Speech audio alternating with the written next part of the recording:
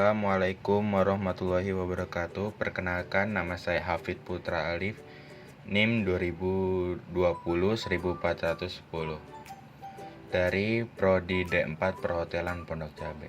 Hari ini saya akan memperkenalkan equipment dan tools pada kitchen. Peralatan pengolahan adalah berbagai benda atau perkakas yang digunakan untuk pengolahan suatu masakan. Peralatan pengolahan dibagi menjadi dua, yaitu equipment besar dan utensil peralatan kecil. Kitchen equipment, perlengkapan dapur, adalah peralatan besar yang membuat ruangan tersebut berfungsi sebagai dapur untuk mengolah makanan seperti oven, kompor, dan sebagainya.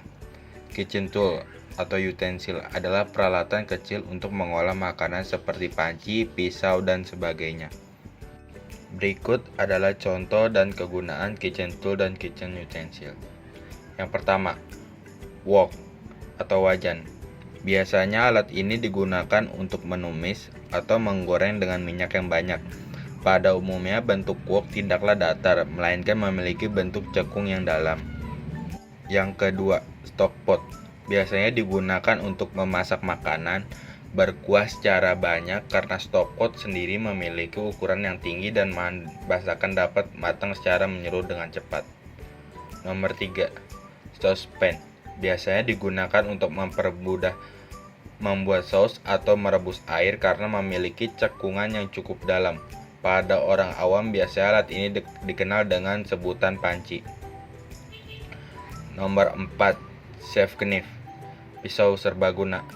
Pisau ini dapat digunakan untuk memotong atau mengiris bahan masakan apapun. Nomor 5, liver knife. Biasanya pisau ini digunakan untuk memotong daging atau tulang menjadi bagian yang lebih kecil. Nomor 6, boning knife. Biasanya digunakan untuk memisahkan antar tulang dari daging, dan pisau ini memiliki ciri khas, yaitu memiliki bentuk yang melengkung dan runcing di bagian ujung. Nomor 7, wooden spatula. Biasanya alat ini digunakan untuk mengaduk makanan yang sedang ditumis ataupun digoreng. Cutting board memiliki beberapa warna dengan fungsi yang berbeda. Warna hijau digunakan untuk sayuran, buah. Warna merah digunakan untuk daging, memotong merah seperti daging sapi dan kambing. Warna kuning digunakan untuk memotong daging unggas seperti ayam dan bebek. Carving fork. Biasanya carving fork ini digunakan untuk alat membalik daging atau waktu dipanggang, membanggang daging panas yang sedang dipotong. Conical strainer. Biasanya alat ini digunakan untuk menyaring isian dari kaldu. Ladle adalah sendok bertangkai panjang yang berguna untuk mengambil sup, stok, atau saus. Skimmer. Skimmer sering digunakan untuk mengangkat busa atau kotoran dari permukaan sup, kaldu, dan saus. Peeler adalah alat yang memiliki dua mata pisau, digunakan ujungnya yang berfungsi untuk mengupas buah dan sayuran. Roasting pan. Roasting pan ini biasanya digunakan untuk memanggang bahan makanan seperti ayam atau saat membuat steak. Blender. Blender ini sering digunakan untuk menghaluskan sayuran ataupun buah. Frying basket. Alat ini biasanya digunakan untuk menggoreng sebagai alat deep fat fryer. Tong adalah alat yang digunakan untuk menjepit makanan yang sedang digoreng. Meat slicer. Peralatan yang satu ini adalah alat yang untuk menggiling dan menghancurkan daging, meat atau meat grinder, dan memotong dan mengiris daging. Grinder. Meat grinder digunakan untuk menghaluskan daging hingga digunakan seperti membuat bakso, beef, dan sebagainya. Dan meat slicer memotong atau suatu objek seperti daging, sayur, ataupun roti dengan menghasilkan ketebalan yang sama dan presisi. Bahan bakar dari tenaga ini menggunakan tenaga listrik. 2. Mahasiswa memperagakan pertolongan pertama pada kecelakaan di kitchen. Pertama, tersundut panci panas.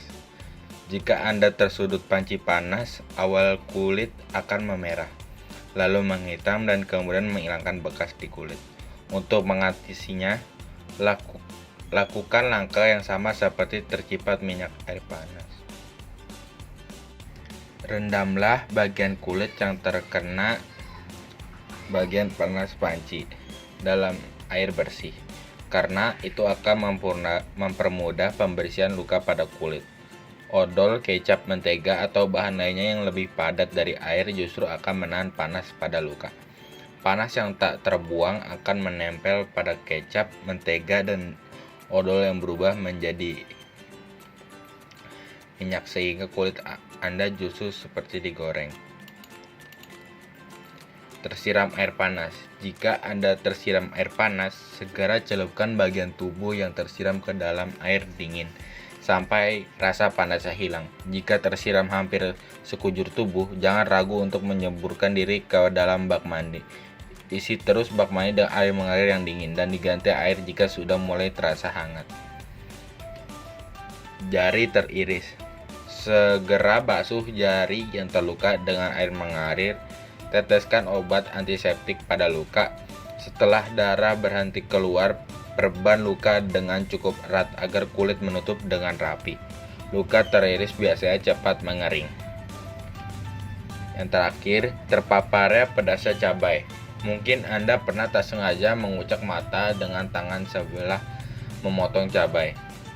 Atau ketika Anda mengulek cabai, kemudian air cabai menyiprat masuk ke mata kita. Segera cuci tangan Anda terlebih dahulu hingga bersih, kemudian basuh mata dengan air mengalir hingga mata tak terasa perih. Mengucek mata hanya akan menimbulkan iritasi pada mata. Sekian penjelasan dari saya. Assalamualaikum warahmatullahi wabarakatuh.